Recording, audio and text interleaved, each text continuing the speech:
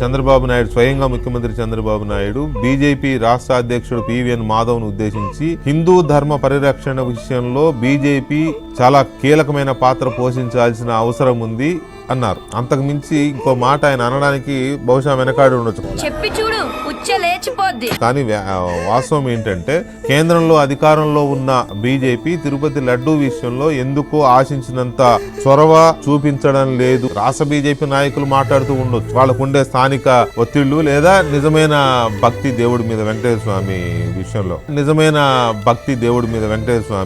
విషయంలో అందువల్ల మాట్లాడుతూ ఉండొచ్చు. కానీ కేంద్రంలో అధికారంలో ఉన్న భారతీయ జనతా పార్టీ ఈ విషయంలో ఎందుకో అంత స్ట్రాంగ్ గా లేదు అని చంద్రబాబు నాయుడు పంపించాడు అమిత్ షా దగ్గరికి వెళ్ళి 23వ తారీఖు జరిగిన సిట్ రిపోర్ట్ ని వదిలిన తర్వాత ఈయన వెళ్ళి పవన్ కళ్యాణ్ చెప్పారు క్లియర్ గా వెళ్ళి అమిత్ షా గారిని ఇది జంతువులు కోవని చెబుతాము మీరు కూడా సహకరించండి అని చెబితే బుద్ధి జ్ఞానం ఉందా? ఎవడన్నా మనం తినే లడ్డులో జంతువులు కోవన్న కలుపుతారా? అది ఏం మాట్లాడుతున్నారని చెప్పి మందలించడానికి సమాచారం.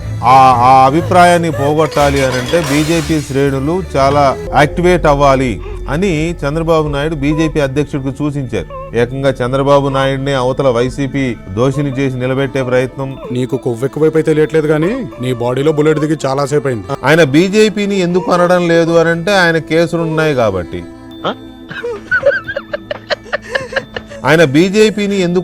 లేదు అని అంటే ఆయన కేసులున్నాయి కాబట్టి. ఈ విషయంలో బీజేపీ ఎందుకు మాట్లాడడం లేదు అని అంటే ఆలోచించాల్సిన అంశం.